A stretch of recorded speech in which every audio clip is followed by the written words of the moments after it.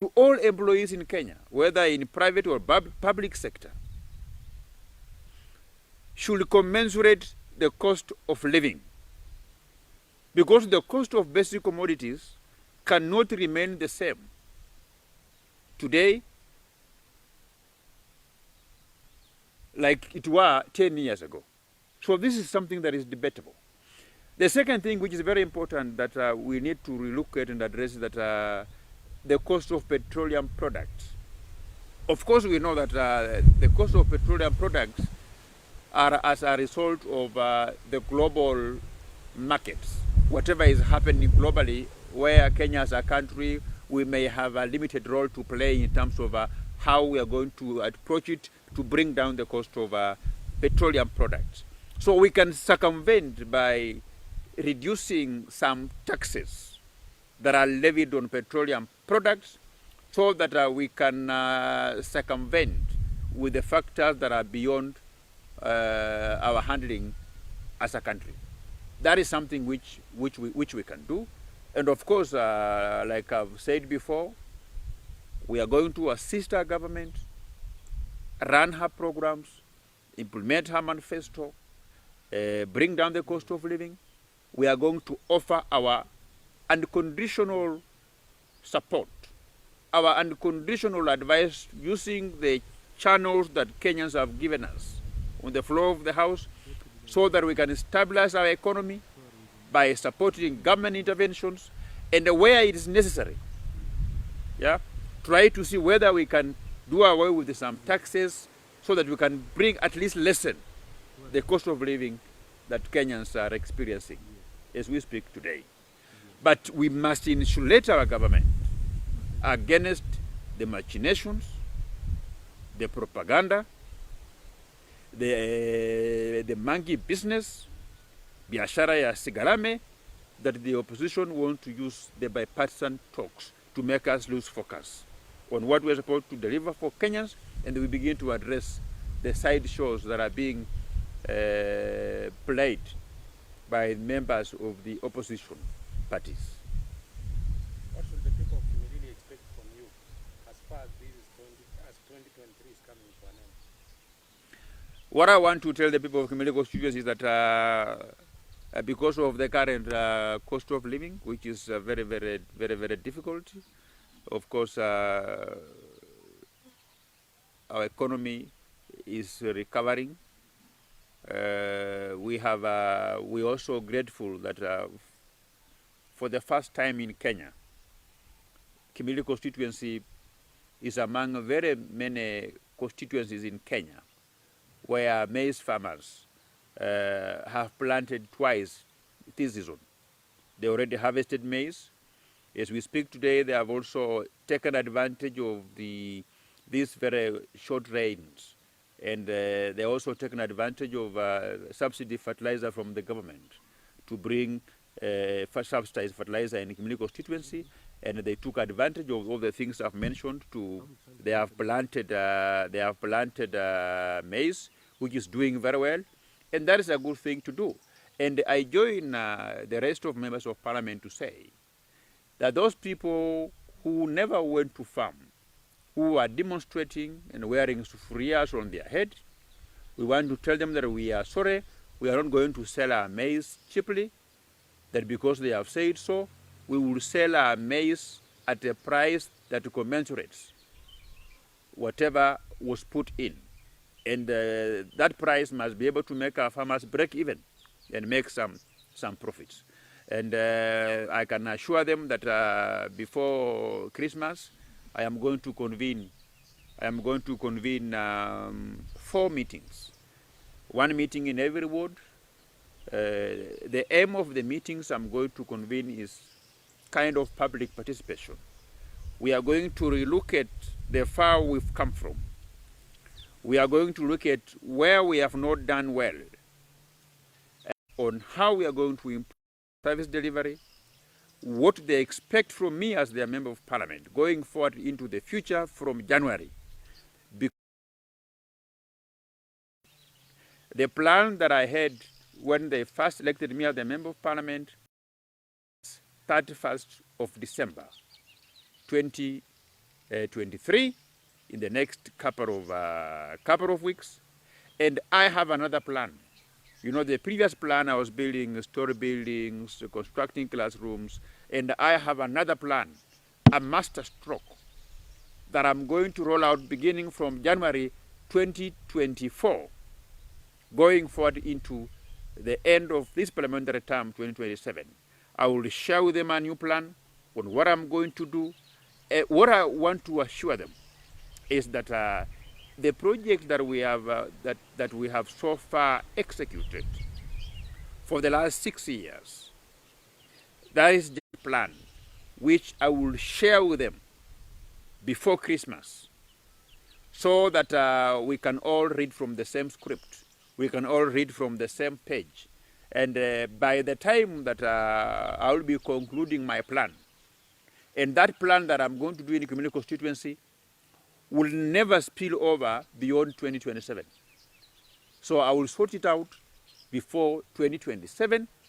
I will implement that plan in totality so that we can take our constituency to the next level, so that we can demonstrate to the rest of the country that it doesn't matter how much money you have. It doesn't matter your experience in politics. It doesn't matter your age. It doesn't matter where you come from. What matters is the ability to open your ears, to listen to the problems of the people, and being able to take the feelings of the people, the problems of the people, to be able to guide your development policy, to be able to guide your plan, and provide tangible solutions. That is what makes the difference. People are all the same. We may have a similar educational background, we may have a same budget, but what makes the difference is the ability of one individual to look at the problems of the people and craft a tailor-made, a bespoke, a specific infrastructure that will come to solve that problems. So that is what I'm going to do. I'm planning it. It will be a very big meeting, a very big consultative meeting, where we will bring together everybody within the community constituency in a particular place, and we have a full day discussion about what we have so far achieved and what we intend to achieve in the near future, and relook at some of the challenges that we've been going through and how we are going to address those challenges that we've been facing as a constituency. Mwisho kabisa, Mheshimiwa, umeguzia mambo ya mafuta. Juzi Raila alisema kwamba kuna wale makatels wana benefit 30 shillings per liter, na akasema kwamba wao kama Azimio wanaelewa sana uchumi kuliko serikali ya Kenya Kwanza. Labda tukimalizia, unaweza kuwa na gani la kumalizia? Unajua ile mazungumzo ya Raila Odinga kwamba ako na dosia ama ako na njia badala ambayo itashusha bei ya mafuta hapa nchini Kenya. Ningependa Wakenya watazame huyu mzee kuanzia mwaka wa 1990 wakati baba yake alikufa, waangalie mwenendo wake wa kisiasa. And I think if we have people in this country who take Raila serious, those people should go to the hospital. If we still have leaders, if we still have individuals who take what Raila says serious, they should visit the nearest hospital and they have an appointment with a psychiatrist of reputable professional standing of not less than 20 years in practice, because they will have a problem. He has been telling us for very many years about tsunami coming. We've never seen any tsunami. He has been saying that yeye akienda kwa serikali ako na akili mzuri ya kukarabati uchumi. Of course you know what happened. Alikuwa prime minister, aligawana serikali nusu bin nusu na Mwai Kibaki. Faida gani ambayo aliletea rais Mwai Kibaki kwa serikali yake hiyo? Hakuna akili yoyote ya kiuchumi ambayo Raila Odinga alileta kwa serikali ya Mwai Kibaki. Lakini alisumbua ule mzee sana na mambo ya nusu mkeka, mambo ya kapeti, mambo ya choo. Mpaka ikabidi ndio rais Mwai Kibaki asonge mbele, ilibidi awatimue baadhi ya wale wandani wake ambao walikuwa na sabotage serikali ya Mwai Kibaki hapa ndani. Kwa hivyo narudia, Raila Odinga ni mfanyabiashara. Anatumia Wakenya kufanya biashara. anatumia shida za Wakenya kufanya biashara, anatumia matatizo ambayo yanachangiwa na hali ya kiuchumi katika ulimwengu wa kimataifa kufanya biashara, kutafutia kazi wa familia yake, kuextort serikali kwa pesa. Tunajua maneno yote hii ambayo inafanyika hapa Kenya na hii mzee ya vitendawili. Na mimi naambia Wakenya wakuwe na subra. Na mimi pia nachukua nafasi hii kuambia viongozi wetu wa hapa Kenya. Unajua what William Ruto needs now, what our president needs now is sound advice, sound economic advice, sound political advice, not chesters in the royal crown. Yeah?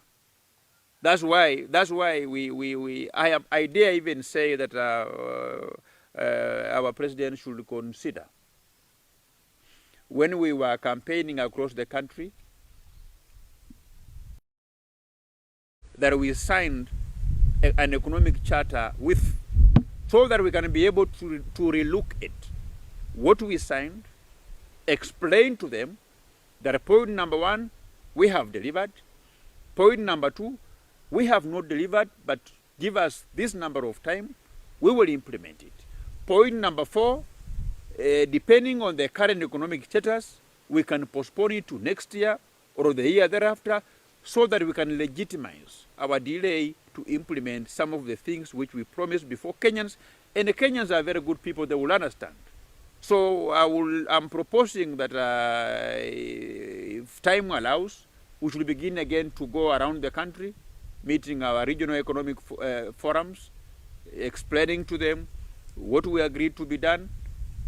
Yeah, it is not something new. Even during budget making, you make a budget hoping that I will get money here and there, and if you don't get that money, you do what we call in English a supplementary budget, where you relook at the budget estimate that you did. You reduce money here, you increase money there, and you bring back to Parliament for approval.